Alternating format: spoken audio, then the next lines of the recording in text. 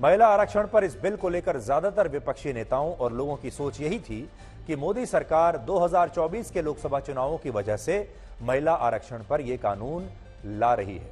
लेकिन प्रधानमंत्री मोदी ने आज एक बार फिर से सबको गलत साबित कर दिया। आपने देखा होगा कि वो हर बार लोगों को सरप्राइज करते हैं और उनके जो प्रतिद्वंदी हैं, जो विपक्ष के नेता हैं, वो हर बार प्रधानमंत्री मोदी उन्हें भी गलत साबित कर देते हैं। सारे अंदाजे जो हैं वो गलत साबित हो जाते हैं। और असल में इस बिल से यह भी पता चलता है कि प्रधानमंत्री मोदी के लिए महिलाओं को सशक्त करने का मुद्दा असल में सबसे ऊपर है और वो महिलाओं के लिए फैसले लेते समय चुनाव के बारे में नहीं सोचते।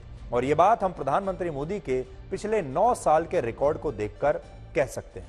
अब आप देखिए कि प्रधानमंत्री मोदी की जो सरकार है, अगर आप 9 साल में देखें तो आपको यह पता चलेगा कि असल में ये एक बहुत ही विमेन फ्रेंडली सरकार है। मतलब महिलाओं के लिए सरकार ने काफी काम किया है। आपको याद होगा 2014 से पहले कच्चे चूल्हे पर जो महिलाएं धुएं के बीच खाना पकाया करती थीं लकड़ी जलाकर, उन्हें उज्ज्वला योजना के तहत मोदी सरकार में अब तक 10 करोड़ 35 लाख मुफ्त एलपीजी कनेक्शन बांटे जा चुके हैं। इसके अलावा मोदी सरकार वर्ष 2019 में 3 तलाक के खिलाफ कानून लेकर आई। 2018 में देश में पहली बार मुस्लिम महिलाओं को परिवार के किसी पुरुष के बिना भी हज यात्रा पर जाने की अनुमति मिली। इसी तरह 2019 में पहली बार नेशनल डिफेंस एकेडमी यानी एनडीए में महिलाओं के प्रवेश का फैसला किया गया। और फिर 2019 में भारतीय सेना में महिलाओं के लिए परमानेंट यानी स्थायी कमीशन की स्थापना की गई। 2016 से नौकरी पेशा महिलाओं के लिए मैटरनिटी लीव 12 हफ्तों से बढ़ाकर 26 हफ्ते की गई। और पिछले साल ही सरकार ने विवाह के लिए लड़कियों की न्यूनतम उम्र लड़कों के बराबर कर दी, यानी 18 से 21 साल कर दी है। यह भी महिलाओं के लिए हुआ। बेटी बचाओ बेटी पढ़ाओ अभियान की मदद से भी प्रधानमंत्री मोदी ने बेटियों के प्रति समाज की सोच को बदला। और वर्ष 2014-15 में जहां प्रति 1000 पुरुषों पर 918 महिलाएं थीं, अब वहीं 2021 और 22 में प्रति 1000 पुरुषों पर महिलाओं की संख्या बढ़कर 934 हो गई है, यानी सेक्स रेशो बेहतर हो रही है। इसके अलावा महिलाओं की सुरक्षा और स्वास्थ्य पर पिछले लगभग 9 वर्षों में 12 करोड़ से ज्यादा शौचालयों का निर्माण किया गया। जो शौचालय बनाए गए उनके पीछे भी यही सोच थी, महिलाएं। और आज प्रधानमंत्री मोदी के मंत्रिमंडल में कुल मिलाकर 11 महिला मंत्री हैं। इसलिए अगर आप प्रधानमंत्री मोदी के पिछले 9 साल के कार्यकाल को देखें तो आपको पता चलेगा कि चुनाव हो या चुनाव ना हो, उन्होंने लगातार देश की महिलाओं को सशक्त बनाने के लिए और उन्हें पुरुषों के बराबर अधिकार दिलाने के लिए फैसले लिए हैं। और ये फैसले भी, ये जो आज लिया है फैसला, ये भी उनमें से एक है। और ये जो मोदी सरकार है, ये असल में दलित, आदिवासी, ओबीसी और महिलाओं की सरकार मानी जाएगी। पहले लोग सोचते थे कि जो बीजेपी है वो ऊंची जातियों की पार्टी है, व्यापारियों की पार्टी है, ट्रेडर्स की पार्टी है। लेकिन अगर आप देखेंगे तो मोदी सरकार के जो फॉर्मूला है, इसमें आपको एससी, एसटी, ओबीसी और महिलाएं, असल में ये उनकी राजनीति का फॉर्मूला है। मोदी सरकार में इस समय 77 में से 27 मंत्री ओबीसी समुदाय से हैं, 20 मंत्री दलित हैं और आदिवासी हैं। और ये आजाद भारत की पहली ऐसी सरकार है जिसमें 61% मंत्री पिछड़ी जातियों से आते हैं। और जैसा हमने आपको बताया 11 महिला मंत्री हैं। और देश की राष्ट्रपति द्रौपदी मुर्मू भी आदिवासी समुदाय से आती हैं, महिला हैं। और प्रधानमंत्री मोदी खुद भी ओबीसी समुदाय से हैं। इसलिए बहुत सारे लोगों को गलतफहमी रहती है कि बीजेपी की सरकार कुछ खास और ऊंची जातियों के लोगों के लिए है।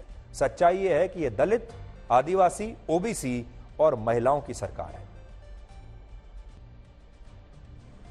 अब कुछ आंकड़े आपके सामने पेश करते हैं। हालांकि आज महिला आरक्षण पर जो बिल पेश हुआ है, उसके कुछ और पहलुओं पर भी आपसे आज चर्चा करना बहुत जरूरी है। भारत में अभी तक महिला आरक्षण की व्यवस्था लागू नहीं थी, लेकिन भारत के संविधान के अनुच्छेद 325 और 326 में इस बात का स्पष्ट उल्लेख है कि देश की वो सभी महिलाएं जो भारत की नागरिक हैं और जिनकी उम्र 25 साल या उससे ज्यादा है, वो पुरुषों की तरह सभी तरह के चुनावों में भाग ले सकती हैं। और यह अधिकार हमारे संविधान में पहले से मौजूद है, यानी महिला और पुरुष बराबर हैं। लेकिन दुर्भाग्यपूर्ण बात यह है कि संविधान ने भारत की महिलाओं को पुरुषों के बराबर समान रूप से चुनाव लड़ने का अधिकार तो दिया, लेकिन उस चुनाव के लिए किस महिला को टिकट दिया जाएगा या नहीं दिया जाएगा, यह फैसला आज भी पुरुष नेता ही लेते हैं। और इससे भी बड़ी बात यह है कि भारत में ज्यादातर उन्हीं महिलाओं को चुनाव लड़ने का मौका मिलता है जो राजनीतिक खानदानों से आती हैं।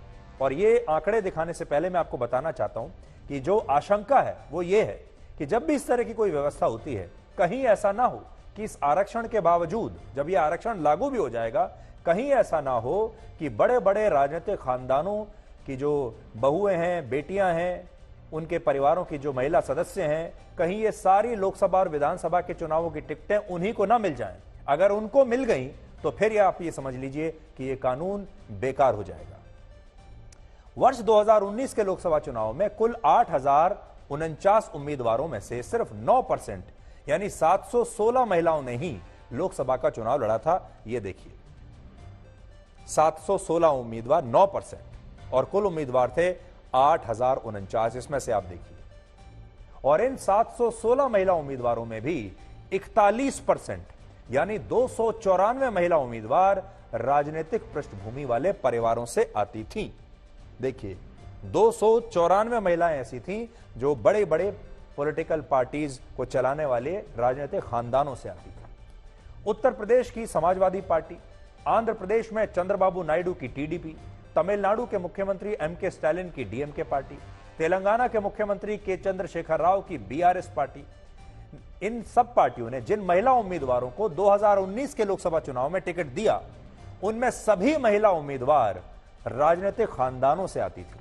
यानी इन पार्टियों को टिकट देने के लिए एक भी आम महिला इनके पूरे राज्य में नहीं मिली। इन्होंने टिकटें तो दी महिलाओं को, लेकिन पार्टियों में जो टिकटें दी गई हैं वो सारे बड़े बड़े राजनीतिक खानदान, बड़े बड़े नेताओं की पत्नियां या उनके परिवारों में से आने वाली महिलाओं को ही टिकट मिली। इसके अलावा 2019 में इन 716 महिला उम्मीदवारों में भी जो 76 महिला उम्मीदवार चुनाव जीतकर सांसद बनी लोकसभा में, उनमें लगभग 40% यानी 31 महिला सांसद राजनीतिक खानदानों से आती थी। एक रिसर्च पेपर के मुताबिक भारत में पुरुषों का तो राजनीतिक खानदानों से ना होते हुए भी लोकसभा के चुनाव में टिकट उन्हें मिल जाता है, लेकिन महिलाओं के मामले में ऐसा बहुत कम होता है कि कोई आम परिवार की जो महिला है उसे राजनीति में चुनाव लड़ने का टिकट मिल जाए। पुरुषों को तो मिल जाता है। उदाहरण के लिए वर्ष 2014 के लोकसभा चुनाव में जो 63 महिलाएं सांसद चुनी गई, उनमें लगभग 43% राजनीतिक खानदानों से थी, जबकि जो 480 पुरुष नेता सांसद बने, उनमें सिर्फ 19% ही राजनीतिक खानदानों से थे। और वर्ष 2004 के लोकसभा चुनाव में यह अंतर और भी ज्यादा था। तो देख लीजिए, 2014 लोकसभा का चुनाव राजनीतिक परिवारों से आपके सामने है। कितना बड़ा अंतर अभी आपको यहां पर दिखाई देगा। 2004 में 45 महिलाओं ने लोकसभा का चुनाव जीता, जिनमें से लगभग 58% बड़े बड़े राजनीतिक परिवारों से आती थी, जबकि सांसद बनने वाले 498 पुरुष सांसदों में से सिर्फ 16% ही ऐसे थे जो बड़े बड़े राजनीतिक परिवारों से आते थे। ये आंकड़े आपके सामने यही बता रहे हैं। इसका मतलब यह है कि अगर कोई पुरुष नेता है और वो एक आम परिवार से भी आता है, तो राजनीति में उसके सफल होने के ज्यादा चांस हैं, उसे टिकट मिलने के ज्यादा चांस हैं और उसके जीतने के भी ज्यादा चांस हैं। लेकिन महिलाओं के मामले में यह देखा जाता है कि ज्यादातर जो महिलाएं राजनीति में आ रही हैं वो या तो किसी बड़े पुरुष नेता के परिवार से हैं या किसी बड़े राजनीतिक खानदान से हैं, तब जाकर ये महिलाएं चुनाव इन्हें टिकट मिलता है और ये जीतती है। इससे यह पता चलता है कि भारत में पुरुष नेताओं को तो गैर राजनीतिक परिवारों से होते हुए भी लोकसभा के चुनावों का टिकट मिल जाता है, लेकिन जो महिलाएं हैं उन्हें ज्यादातर मामलों में तभी चुनाव लड़ने का मौका मिल पाता है जब उनके परिवार के लोग पहले से ही राजनीति में होते हैं।